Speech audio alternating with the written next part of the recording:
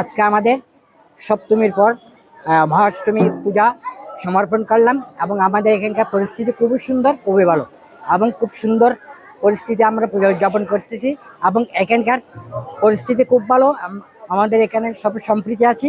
অনেক অনেক অনেক পুণ্যার্থী আরও হবে, হাজার হাজার পুণ্যার্থীর এখানে ধরলাম আরও হবে এবং আমরা বিভিন্ন অনুষ্ঠানে আয়োজন করেছি। এখানে সবাইকে আমি শারীরিক শুভেচ্ছা জানাই। উৎসাহ উদ্দীপনার মধ্যে আমাদের এখানে মহাসমারোহে অনুষ্ঠান হচ্ছে। পুণ্যার্থী যোগ্যতা বলেন, আমাদের কয়েকটি গ্রাম, পার্শ্ববর্তী গ্রাম থেকে আমাদের যথেষ্ট পুণ্যার্থী আসছে। পুণ্যার্থীতে আমার অভাব নাই। এই পুণ্যার্থী আমাদের যে অনুষ্ঠানগুলো হচ্ছে, এই অনুষ্ঠানগুলো রাত্রে 12টা 1টা পর্যন্ত পুণ্যার্থীরা থাকবেন, আশা করি অন্যান্যদের মতো। আর আমাদের আইন শৃঙ্খলা খুব ভালো। এখানে আমরা যারা আছি সাপ্তাহিকের মতো ওই যে কোনো গোলমাল হয়নি।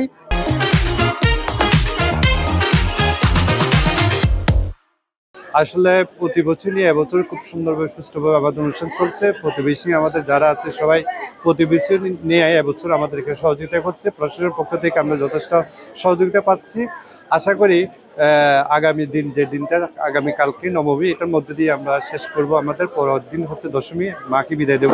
সত্যি কথা বলতে কি, আমরা জন্মের পর থেকে আমাদের এই মন্দিরে কোনো সমস্যা আমরা দেখি নাই প্রথমত, আর এটা আশাও আমরা করতেছি না। আমরা অতীতের ন্যায় খুব সুন্দরভাবে পূজা উদযাপন করতেছি এবং শেষ করব এটাই আশা করি। হ্যাঁ, বিজেপির টহল দেখা যাচ্ছে খুব, আজকে 2-3 দিন ধরে তারা সার্বিকভাবে আমাদের সহযোগিতা করে আসছে। সকাল বিকাল 2 টাইমেই আমাদের এখানে আসতেছে। অনেক সুন্দরভাবে কাটাচ্ছি, অনেক ভালোভাবে উদযাপন করতেছি।